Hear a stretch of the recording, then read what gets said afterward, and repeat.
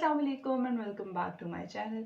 मेरे चैनल पे बहुत बहुत सारी क्वेरीज इंग्लिश से रिलेटेड थी कि इंग्लिश बेसिक इंग्लिश कैसे ठीक की जाए, इंग्लिश ऐसे कैसे पास किया जाए, वगैरह वगैरह।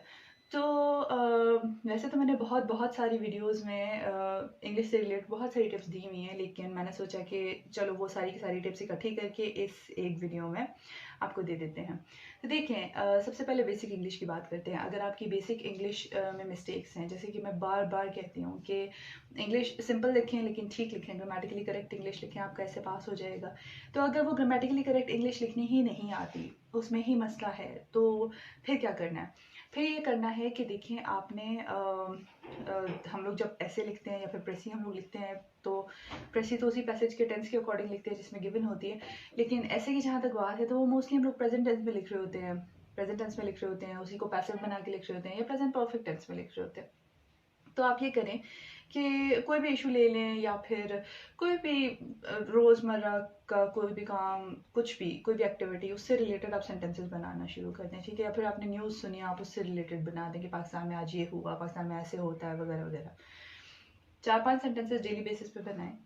और फिर आपने वो जिस टेंस के अकॉर्डिंग लिखे हैं, आपको लगता है कि जिस टेंस के अकॉर्डिंग आपने लिखे हैं, उसके रूल्स देखें कि जैसे हम कहते हैं ना कि हम वर्ब लगाते हैं या फिर हम लोग वर्ब की बेस फॉर्म लगाते हैं या उसके साथ SES लगाते हैं। तो वो रूल देखें कि रूल क्या कह रहा है, रूल के अकॉर्डिंग अपना सेंटेंस पढ़ें। क्या आपके सेंटेंस रूल के अकॉर्डिंग हैं? अगर आपके सेंटेंसेस रूल के अकॉर्डिंग हैं तो इसका मतलब है आपने ग्रामेटिकली करेक्ट इंग्लिश लिखी है, and that is all you want.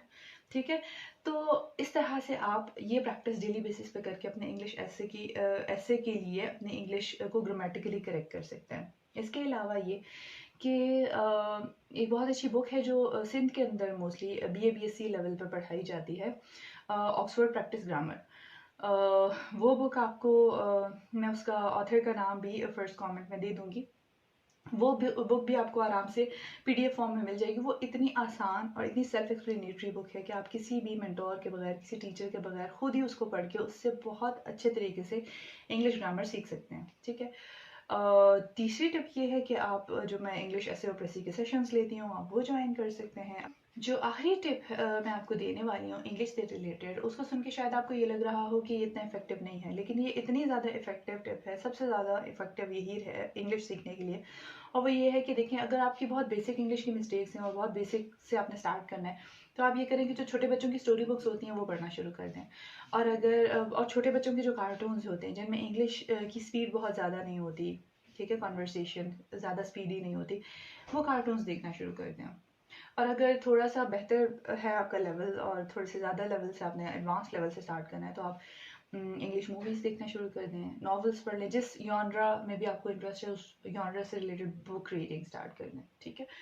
तो ये आपको इतना ज़्यादा हेल्प करेगा कि आप इंग्लिश की ग्रामर की बुक पढ़ के भी इतना अच्छा नहीं सीख पाएंगे इंग्लिश को, जितना अच्छा आप स्टोरीज़ के ज़रिए और कार्टून्स या मूवीज़ वगैरह देख के सीखेंगे। ठीक हो गया?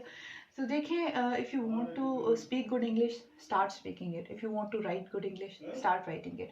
Just start practicing it, because once you will start practicing you will be able to overcome your mistakes और आपकी इंग्लिश में बेहतरी से बेहतरी आती चली जाएगी। So that was all about today's video. Inshallah, see you in the next video. Allah Hafiz.